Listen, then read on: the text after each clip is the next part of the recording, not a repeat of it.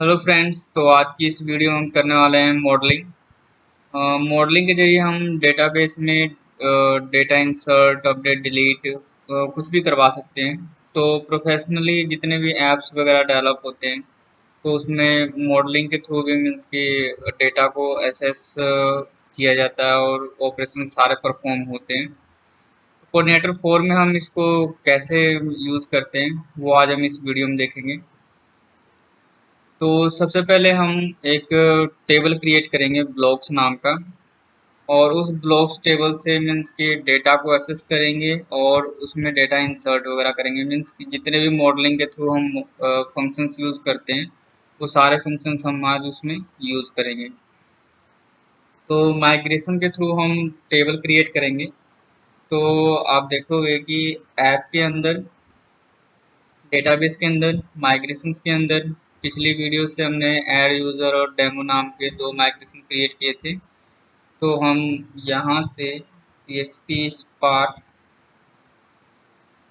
लिख के हम कमांड देख लेते हैं कि माइग्रेशन की कमांड क्या होती है। ये सारी कमांड आपको पिछली वीडियो में मैंने एक्सप्लेन की हुई है कि कैसे यूज़ करते हैं।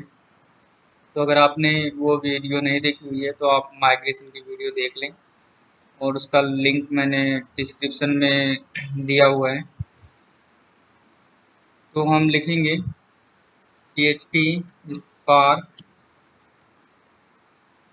Migrate create, enter. तो अगर आप डायरेक्ट एंटर ऐसे कर देते हैं तब भी वो आपसे पूछेगा कि फाइल का नेम एंटर कर दो, तो आप यहाँ से भी एंटर कर सकते हो ब्लॉग्स, एंटर। तो आप देखो कि ये ब्लॉग्स नाम .php नाम की एक फाइल क्रिएट कर देता है माइग्रेशन के अंदर।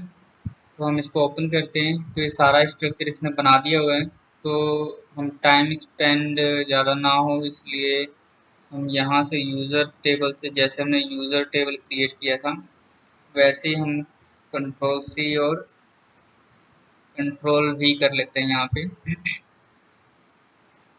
माइग्रेशन की वीडियो में सब एक्सप्लेन किया और मैंने कि मीन्स कि कौन सा फंक्शन किसके लिए यूज़ हम करते हैं। तो अभी ड्रॉप के लिए हम लाइन यूज़ कर लेते हैं, ये वाली control C and control V। आप भी ट्राई करेंगे जितने भी डेटाबेस यूज़ करते हैं वो माइग्रेशन के थ्रू ही ऑपरेशन सारे हैंडल करें, क्योंकि प्रोफेशनली जितने भी लोग डेवलपर्स काम करते हैं माइग्रेशन के थ्रू ही करते हैं। ब्लॉक्स और इसमें हमारा जो प्राइमरी की होगी वो होगी हमारी ब्लॉग आईडी, हम नाम देते हैं नेम, और एक होगा email।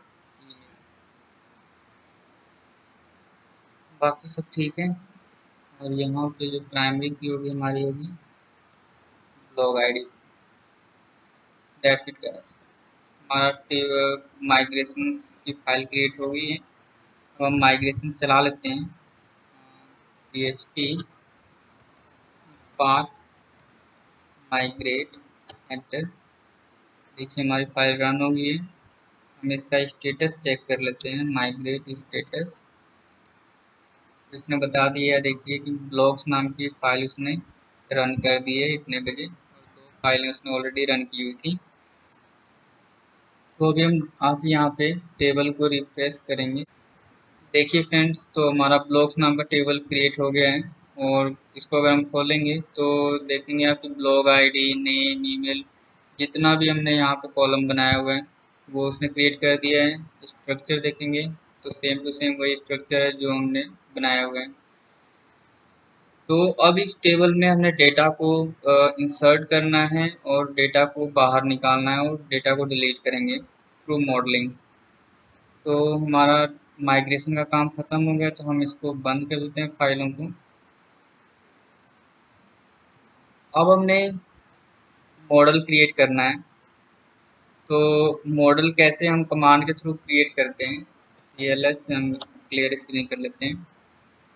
मॉडल को हम कमांड के थ्रू कैसे क्रिएट करते हैं ये हमने पिछली वीडियो में देखा हुआ है। कि कैसे हमने पूरा कोड तैयार किया था। तो हम PHP स्पार्क लिख के, spelling mistake, PHP spark enter. तो डिफ़ॉल्ट स्ट्रक्चर ग्रुप में हमने दो कमांड क्रिएट की थी, एक कंट्रोलर कैसे क्रिएट करना है कमांड से, और एक मॉडल। तो अगर आपने वीडियो नहीं देखी हुई है मॉडल और कंट्रोलर क्रिएट करने की, तो आप वीडियो को देखें तो आपको पता चल जाएगा कि आप कमांड के थ्रू कंट्रोलर और मॉडल कैसे क्रिएट कर सकते हैं। तो सबसे पहले हम मॉडल क्रिएट करेंगे। तो मॉडल के अंदर आप देखेंगे तो कुछ नहीं है, तो हम यहाँ पे क्रिएट करेंगे PHP स्पार्क और मॉडल क्रिएट, और मॉडल का नाम हमारा होगा ब्लॉग से, तो हम रखेंगे ब्लॉग एंटर। अब देखेंगे कि ब्लॉग डॉट पीएचपी नाम से इसने मॉडल तैयार कर दिया और फाइल का स्ट्रक्चर बना दिया है। सेम हमने, जैसे हमारा ब्लॉग मॉडल है, अब इस मॉडल को किसी ना किसी कंट्रोलर के थ्रू हम असेस करेंगे। तो हम एक कंट्रोलर भी क्रिएट करते हैं। तो जब भी कोई ऑपरेशन परफॉर्म करें तो उससे रिलेटेड सारी फाइलों का नाम एक जैसा ही रखें। तो हम क्रिएट करेंगे PHP स्पार्क कंट्रोलर क्रिएट, तो हम नाम देते हैं ब्लॉग कंट्रोलर एंटर। तो आप देखोगे कि इसने ब्लॉग कंट्रोलर नाम से एक फाइल क्रिएट कर दी है और स्ट्रक्चर पूरा मेंटेन किया हुआ है यहाँ पे। तो अब हमने मॉडल को यहाँ पे यूज़ करना है। तो हम यूज़ करने के लिए, तो हमें बताना पड़ेगा कंपाइलर को कि मॉडल फाइल है कहाँ पे। तो जैसे हमने कोड को मैंने यहाँ पे रख लिया हुआ है, ताकि जब मैं वीडियो बनाऊँ तो उस टाइम ज़्यादा टाइपिंग के पे ऊपर हमारे टाइम वेस्ट ना हो।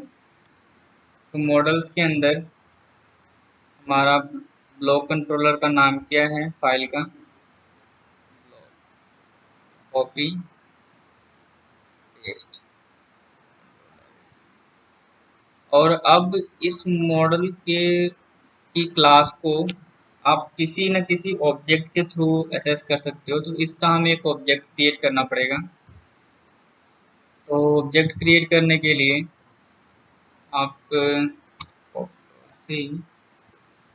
आप क्या करते हो, एक वेरिएबल बनाते हो। जैसे मैंने यहाँ पे वेरिएबल बनाया ब्लॉग, और न्यू वर्ड होता है और आपकी क्लास का नाम होता है ब्लॉग, दैट्स इट। तो इस तरीके से आपने एक ऑब्जेक्ट क्रिएट कर लिया है ब्लॉग बनाने के लिए। आप जितना भी आप काम करना चाहते हो इस ब्लॉग ऑब्जेक्ट से कर सकते हो। तो सबसे पहले हमने इंसर्ट करना है, तो हम कमेंटिंग कर लेते हैं, इंसर्ट डेटा यूजिंग मॉडलिंग। तो अब हमने इंसर्ट कैसे करना है। तो इंसर्ट करवाने के लिए हमें एक डेटा चाहिए होगा और उसकी कमांड चाहिए होगी। तो हम यहाँ से डेटा नाम का एक एरे वेरिएबल क्रिएट करेंगे, डेटा, और उसमें हमने एक नाम, हमारे फील्ड का नाम क्या है, नेम, दूसरी का नाम है ईमेल, नेम में रख दिया हमने अजीत, ईमेल रख दिया हमने अजीत@gmail.com। That's it guys. और ब्लॉक कंट्रोल सी। अब इस ऑब्जेक्ट से हमने इंसर्ट करवाना है। इंसर्ट क्या करवाना है, इस डेटा ऑब्जेक्ट में जो भी है। तो इस डेटा ऑब्जेक्ट में हमने एक फील्ड का नाम और वैल्यू पास कर दी हुई है। तो अब इंसर्ट होने के बाद हमें डेटा स्क्रीन पे दिखना भी चाहिए, अदरवाइज हमें पता ही नहीं चलेगा कि मीन्स की इंसर्ट हुआ है कि नहीं हुआ है। तो हम उसके लिए एक लाइन लिखते हैं, इको फ्री और प्रिंटर। और इस प्रिंटर में हम क्या करेंगे, डॉलर ब्लॉक इस मॉडल ऑब्जेक्ट से हम फाइंड ऑल नाम का फंक्शन चलाएंगे। तो इसके अंदर जितना भी डेटा हमने सेव किया होगा वो सारा का सारा हमें डिस्प्ले करेगा।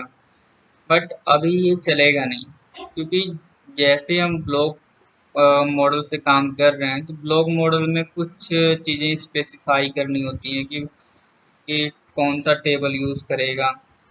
तो आप यहाँ से मैंने ये चीज़ें पेस्ट कर देता हूँ और एक्सप्लेन कर देता हूँ कि किस लाइन से क्या चीज़ यूज़ होने वाली है। तो यहाँ पे जैसे हमारा टेबल कौन सा यूज़ होगा, तो हमने रख दिया ब्लॉक्स और उसमें प्राइमरी की कौन सी है तो वो बता दिया हमने ब्लॉग आईडी। फील्ड कौन कौन सी है, नेम और ईमेल।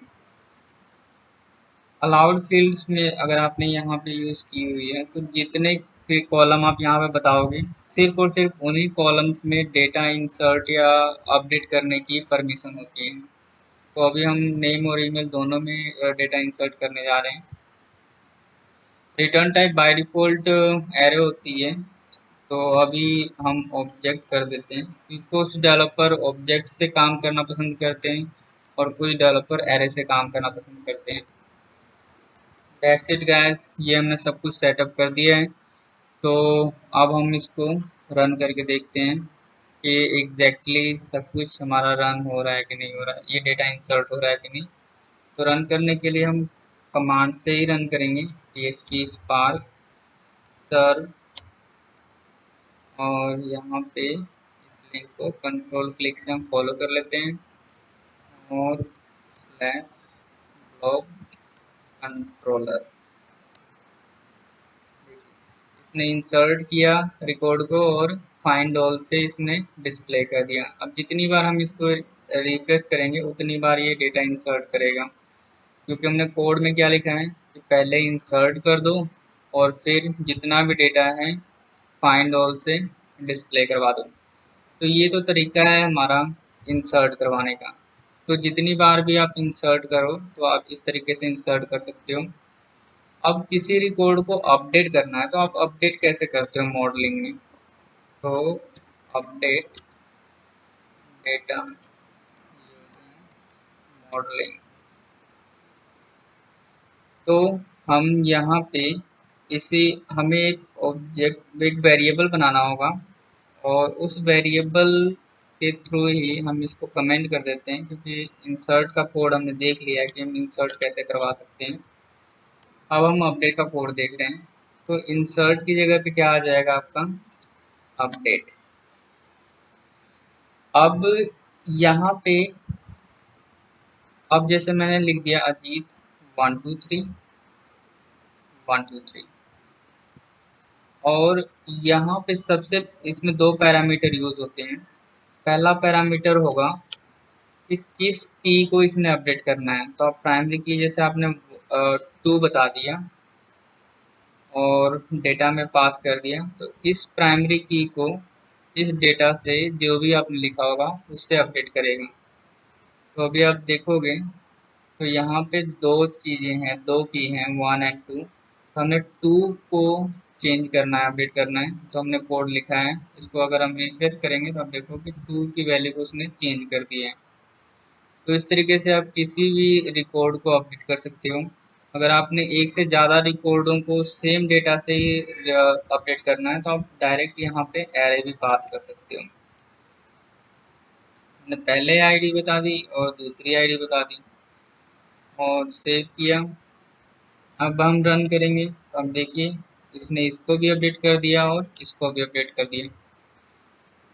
तो इस तरीके से आप मॉडलिंग के थ्रू एक से ज़्यादा रिकॉर्ड को अपडेट कर सकते हो। अब हमने देखना है कि इसमें एक सेव फंक्शन होता है जो क्या करता है, इंसर्ट और अपडेट दोनों फंक्शन को मर्ज कर देता है आपस में। तो सेव फंक्शन क्या करता है, उसमें सिर्फ और सिर्फ एक ही पैरामीटर पास होता है जो भी हमने डेटा से काम करवाना होता है। तो अगर जैसे मैंने लिखा है अजीत तो आप देखोगे अगर मैंने इतना लिख के यहाँ पे अगर मैं सेव फंक्शन यूज करता हूँ कंट्रोल एस, तो वो इस डेटा में जितना भी पास किया हुआ है वो इस रिकॉर्ड को सेव करता जाएगा, जैसा इंसर्ट हमारा काम कर रहा था। तो इंसर्ट का कोड इस सेव से हम रिप्लेस कर सकते हैं। तो आपकी मर्जी है, आप इससे करो चाहे सेव से कर लो। आप जितनी बार भी रिफ्रेश करोगे आप देखोगे कि वो सेम रिकॉर्ड को इंसर्ट कर रहे हैं। तो जो इंसर्ट काम कर रहा था वो अब ये काम कर रहे हैं। अब ये अपडेट को भी सेव कैसे करता है, तो अपडेट करते समय ये कहता है कि अगर आपने रिकॉर्ड में जो भी वैल्यू आप पास कर रहे हो, अगर उसमें आपने प्राइमरी की पास की हुई है तो उस प्राइमरी की को मैं अपडेट का काम करूँगा। तो मीन्स ये है कि अगर आप डेटा जो पास कर रहे हो सेव फंक्शन को, अगर उसमें आपने प्राइमरी की वैल्यू पास की हुई है तो उस रिकॉर्ड को वो अपडेट करेगा, उस जितना भी डेटा आपने पास किया है। बट अगर आपने प्राइमरी की नहीं पास की हुई है तो वो ये समझ के चलता है कि उसको सेव करना है। तो अगर मैं कहता हूँ कि ब्लॉग आईडी 3 के रिकॉर्ड को हमने क्या करना है, अपडेट कर देना है, तो बस मैं ब्लॉग जब भी मुझे अपडेट का कोड करवाना होगा तो मैं बस पैरामीटर में उसकी वैल्यू पास कर दूंगा तो लेस। तो अगर मैंने यहाँ पे जीत टी लिखा हुआ है, यहाँ पे भी टी लिखा हुआ है कंट्रोल एस, ये मैं डेटा इसलिए चेंज कर रहा हूँ ताकि आपको जो चेंजेस हैं वो डिस्प्ले हों। तो अब देखिए सेम सेव फंक्शन में अब हमने प्राइमरी की पास की हुई है, तो उसने सेव से एक नया रिकॉर्ड ना बना के उसने पिछले रिकॉर्ड को ही क्या किया, अपडेट किया है। तो इस तरीके से आप सेव फंक्शन से इंसर्ट और अपडेट फंक्शन दोनों का काम कर सकते हो। तो आप अपने रिक्वायरमेंट के अकॉर्डिंग इसको यूज़ कर सकते हो, जैसे भी आप रिक्वायरमेंट चाहते हो। तो अब हमने सेव भी देख लिया और इंसर्ट अपडेट भी देख लिया। अब हमारा जो काम है वो रह जाता है डिलीट का, कि हमने सेव भी करवाना सीख लिया, अपडेट करवाना भी सीख लिया। अब इसमें डिलीट कैसे करवाते हैं, डिलीट रिकॉर्ड यूजिंग मॉडलिंग।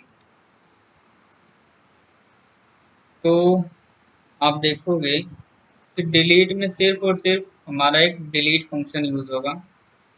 तो हम इस लाइन को ही कॉपी कर लेते हैं, कंट्रोल सी कंट्रोल वी, और इसको हम खोल देते हैं यहाँ से डिलीट। और इस डिलीट में आपको प्राइमरी की वैल्यू पास करनी होती है। जैसे मैंने यहाँ से अगर मैं स्क्रीन मैं कहता हूँ कि जो 3 वाला रिकॉर्ड है ये डिलीट कर दूँ, तो मैं 3 को यहाँ से पास कर दूँगा। तो जो भी आप पैरामीटर में पास करोगे उस रिकॉर्ड को वो क्या करेगा, डिलीट कर देगा। 1 2 की वैल्यू आ रही है, 4 की आ रही है, 3 हमारा डिलीट हो गया है।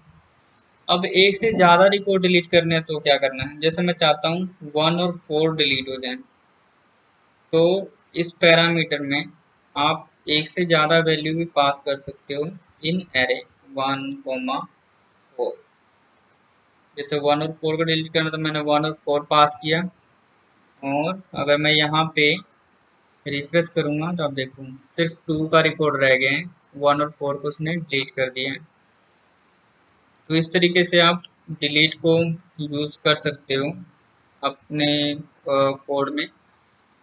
तो देखा गया है इसकी आप कैसे इजीली आप मॉडलिंग के थ्रू डेटा को एसेस कर रहे थे, और क्रड का जितना भी काम होता है इंसर्ट अपडेट डिलीट, वो आप मॉडलिंग के ऑब्जेक्ट से काम कर सकते हो। अब मॉडल में कुछ चीज़ें और भी होती हैं, वो भी मैं एक्सप्लेन कर देता हूँ यहाँ पे कि इसमें वैलिडेशन कैसे लगाते हैं। अ, उससे पहले हम ये देख लेते हैं कि नेम और ईमेल को कैसे यूज़ करते हैं। जैसे मैंने यहाँ पे ईमेल नहीं दिया, तो अलाउड फील्ड क्या करेगा, सिर्फ नेम में ही डेटा इंसर्ट अपडेट डिलीट की परमिशन देगा हमें। तो अगर मैं सेव को यहाँ से खोल देता हूँ, इस लाइन को कमेंट कर देता हूँ कंट्रोल एस, तो आप देखोगे कि इस रिकॉर्ड को हमने सेव करने के लिए भेजा। तो अब वो क्या कर रहे हैं,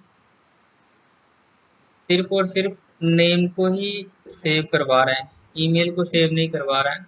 बट कोड में आप देखोगे कि हमने ईमेल में भी डेटा पास किया हुआ है, बट हमने मॉडल टेब में ही हमने बता दिया हुआ है कि सिर्फ और सिर्फ नेम ही फील्ड अलाउड है, और कोई फील्ड में डेटा आप पास भी कर रहे हो तो उस पर इंसर्ट अपडेट का काम नहीं चलेगा। इसीलिए आप जितने भी फील्ड यहाँ कॉलम क्रिएट करते हो टेबल में, आप जिस जिस पे चाहते हो कि यूजर इंसर्ट अपडेट करे, तो वो फील्ड आप अलाउड फील्ड्स में लिख दो। अब कुछ लोग वैलिडेशन मॉडल पे ही करना चाहते हैं, तो उसको वो कैसे टैकल करते हैं। तो आप वैलिडेशन एक ही जगह लगा सकते हो। इसको मैं कॉपी कर लेता हूँ और यहाँ पे पेस्ट कर देता हूँ। अब जैसे मेरा नेम फील्ड है और ईमेल फील्ड है, तो मैं ये नेम फील्ड है, नेम फील्ड पे रिक्वायर्ड ये वैलिडेशन लगनी चाहिए, मिनिमम लेंथ ये होना चाहिए।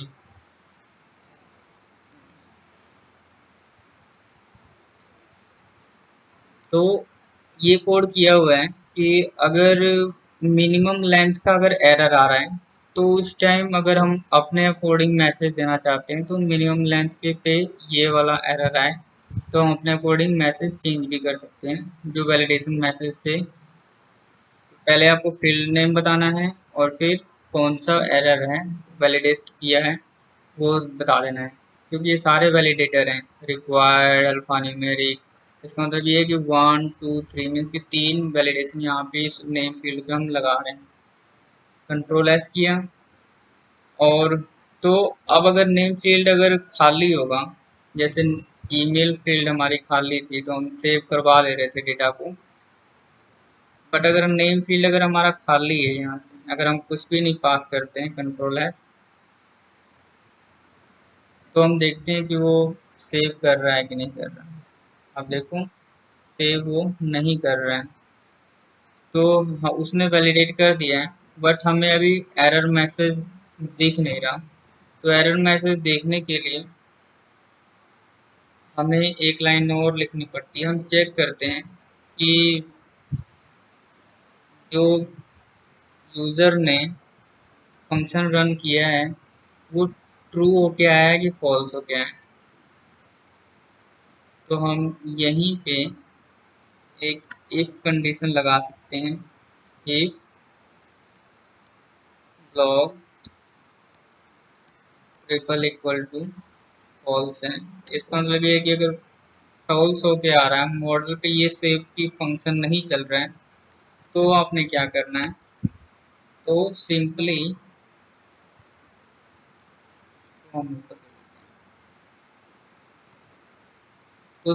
आपने क्या करना है, एरर मैसेज डिस्प्ले कर देना है।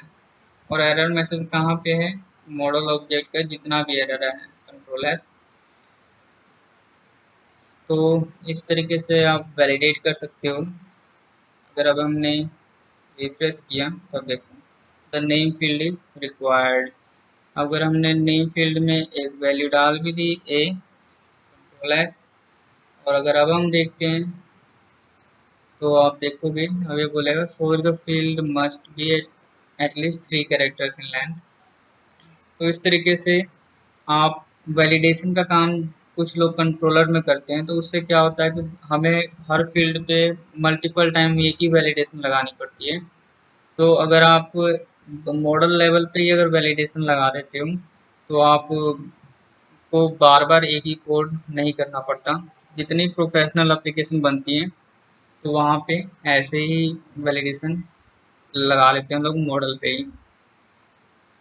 दैट्स इट गाइस, आज की इस वीडियो में इतना ही।